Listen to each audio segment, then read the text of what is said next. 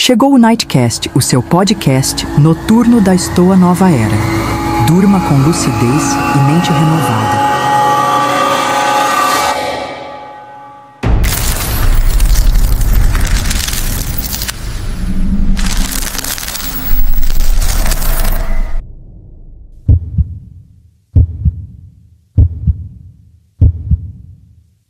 Olá, hoje nossa conversa vai fundo em filosofias que prometem assim uma certa serenidade em tempos, turbulentos, né? O estoicismo e o neo-estoicismo, da Estoa Nova Era. Opa, vamos lá. A fonte é aquele e-book deles, né? Do Marcos Luciano Donhas. Isso. A ideia é entender rapidinho, em uns 5 minutos, como eles apresentam o estoicismo e o neo-estoicismo. E como essas filosofias antigas podem, servir pra gente hoje, né? Nesse mundo tão corrido. Exatamente. Serenidade na era moderna. E a missão aqui é tentar entender como essas ideias, as antigas e as renovadas, podem ser ferramentas práticas hoje. Ok, então vamos direto ao ponto. O estoicismo, que nasceu lá em Atenas, ele é bem prático, né? A ideia central é muito forte.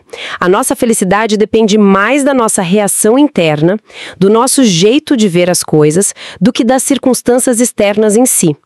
Fala-se muito em domínio das emoções, sabedoria, aceitação do que a gente não controla e coragem interior.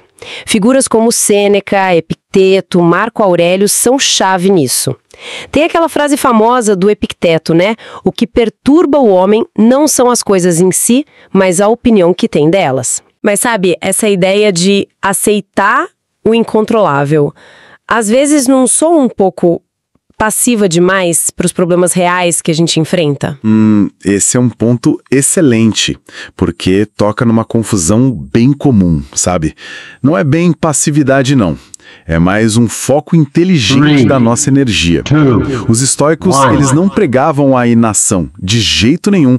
Pelo contrário, era sobre ação virtuosa naquilo que está, sim, sob o nosso controle. Nossos julgamentos, nossas intenções, nossas respostas, entende?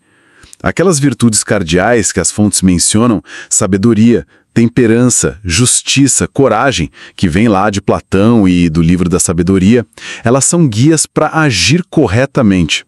E a citação do Marco Aurélio, a alma se encolhe ou se expande conforme os seus pensamentos, reforça justamente isso. É o nosso pensamento ativo, a nossa interpretação que molda a nossa resiliência, a nossa experiência. Ah, entendi. Faz mais sentido assim. E aí, séculos depois, né, lá no Renascimento, surge um neo-estoicismo. A fonte fala dos justos Lípsios, de uma adaptação cristã do estoicismo. Por que essa renovação foi necessária naquela época específica? Olha, o contexto era de muita instabilidade, como a fonte descreve bem. Muita agitação política, guerras religiosas, uma sensação de caos mesmo, tanto externo quanto interno, na alma das pessoas. O neo-estoicismo, então, ele buscou unir a força ética e a disciplina mental do estoicismo com a fé e a espiritualidade cristãs. Era um jeito de oferecer um caminho para a serenidade que conversava melhor com aquele tempo, com as angústias da época. Aquela frase do Lipsius, a calma é a cidadela da alma forte, captura bem essa busca, né?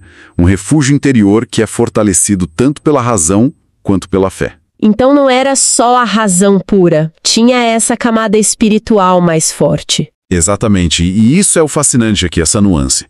Enquanto o estoicismo clássico focava muito na razão como a ferramenta principal para a tranquilidade, o neo-estoicismo ele integrava uma consciência espiritual, sabe?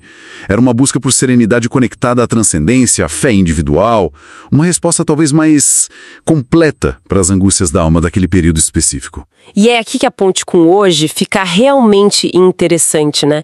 As fontes listam desafios que são a nossa cara. Caos político, ambiental, guerras lá fora e aqui dentro, ansiedade, essa avalanche de estímulos digitais, vaidade, distração crônica. Essa ideia de uma Estoa Nova Era que junta as duas correntes parece sugerir que essa combinação é especialmente útil agora. Como é que essa mistura ajuda, por exemplo, com essa nossa distração digital maluca? Se a gente conectar isso ao quadro geral, a combinação é poderosa justamente para isso aí. O estoicismo ele oferece a disciplina mental para a gente discernir o que realmente merece nossa atenção, sabe? Para não ser jogado de um lado para o outro por cada notificação, lembrando do Epicteto.